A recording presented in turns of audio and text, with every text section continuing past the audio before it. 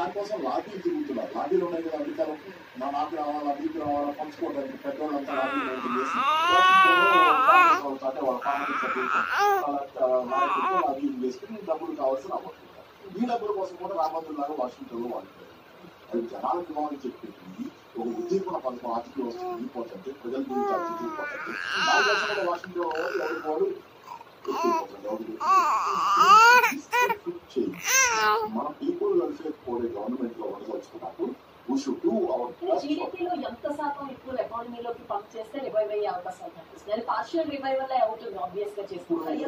నా మాట మీరు మాట్లాడింది కానీ ఓవరాల్ గా అడుగుతుంది ఏంటంటే 10% అమెరికాలో చేశారు. అట్లీస్ట్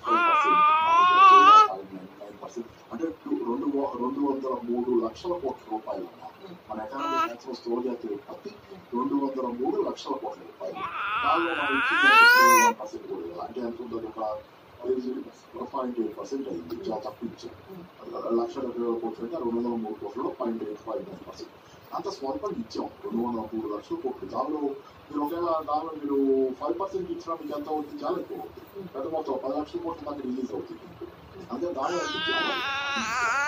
రెండోది ఏంటి, ఆల్రెడీ రాష్ట్ర ప్రభుత్వాలు ఎఫ్ఆర్పీఎం లిమిట్ పెంచమని అడుగుతారు. అది జెన్యూన్ డిమాండ్. ఇక్కడే కాదు, కేరళ అడుగుతుంది 4%, ఇక్కడ తెలంగాణ వాళ్ళు 5% బిల్ అడిగారు. తప్పు కాదమ్మా, ఈ సమయంలో తప్పు కాదు. ఇదేంటి ప్రత్యేక పరిస్థితి. ఈ రోజు మీరు అసలు పాతకాలం పుస్తకాల్లో చదువుకున్న పేపర్లో చదివి వరల్డ్ బ్యాంక్ చెప్పి వాళ్ళే మార్చుకుంటుంటే వాళ్ళే మార్చుకుని ఏం చెబుతున్నారు? నలుగు దేశాలకు వాళ్ళు G20 దేశాలకు IMF వరల్డ్ బ్యాంక్ కలిసి రోజు సలహా ఇచ్చింది మొన్న 7వ తారీఖు 8వ తారీఖు. ఏమని అప్పులు ఉన్నాయి కదా, వెనక్కి చేసే అప్పులన్నింటి మీద ఒక 6 నెలల నుంచి 9 నెలల దాకా మార్కెట్ పెట్టండి. అప్పులు డబ్బులు వసూలు చేయకుండా దేశాల దగ్గర వాళ్ళు గిలగిలాడుతున్నారు వాళ్ళ దగ్గర. అసలైతే అంత ప్రతిపాదన ఎంత రాడికల్ ఉందంటే వాళ్ళు చేస్తుంది. అవసరమైతే డెట్ రిలీఫ్ మొత్తం డెప్ట్ అంతా మాఫీ చేసేది కూడా ఆలోచన చేయాలి. జరుగుద్దా జరగదా, వీళ్ళలో ఎవరు ఒప్పుకుంటాడు ఎవరు ఒప్పుకుంటాడు, అందరూ ఎత్తిపోవాలని కావాలి కదా. ఎన్ని వేరే విషయం కదా. IMF ప్రపంచ బ్యాంక్ IMF ప్రపంచ బ్యాంక్ అయితే అప్పులు తెచ్చుకోవడానికి 15% పెట్టి ఫిస్కల్ డెఫిసిట్ పెంచండి, మీరు ఎక్కువ ఖర్చు పెట్టుకుంటే మీ ఆదాయం కంటే మా అప్పు ఎలా కడతారు, కాబట్టి తక్కువ ఖర్చు పెట్టుకుని మా అప్పు జాగ్రత్త కట్టండి చెప్పిన వాళ్ళే ఇప్పుడు అప్పులు మాఫీ చేయమని దాకా పోయారు కదా అర్థ దేశాలకి. మరి ఇంకా మీకేంటి అంటావు? మీకు అర్థాన్ని మీకు తెలియదు. ఇంత దేశం 30 కోట్ల దేశం, మనం గట్టిగా ఉండగలం. మన శక్తి మనకు శక్తి ఉంది. మనం బలహీనంగా దుర్బలంగా ఉంటే మన ట్రాప్ బెదిరించినా నాకు ఆ మందు పంపకపోతే అది పంపకపోతే ఏంటి సంగతులు అన్నారు. బట్ ఎవరైనా బెదిరిస్తారు మనం బెదిరితే.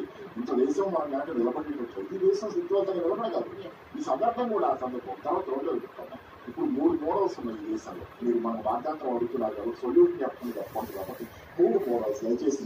ఒకటి కేరళ మోడల్. ఇందాక థామస్ ఫైనాన్స్ మినిస్టర్ ఇంటర్వ్యూ ఈటీలో వస్తుంటే చూసి వచ్చారు.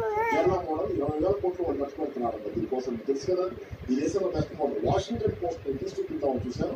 వాషింగ్టన్ పోస్ట్ పత్రిక, ప్రఖ్యాత పత్రిక, ఫస్ట్ పేజీలో కేరళ గురించి రాసిందండి స్టోరీ. ఫస్ట్ పేజీలో ఒక ఇండియా దేశం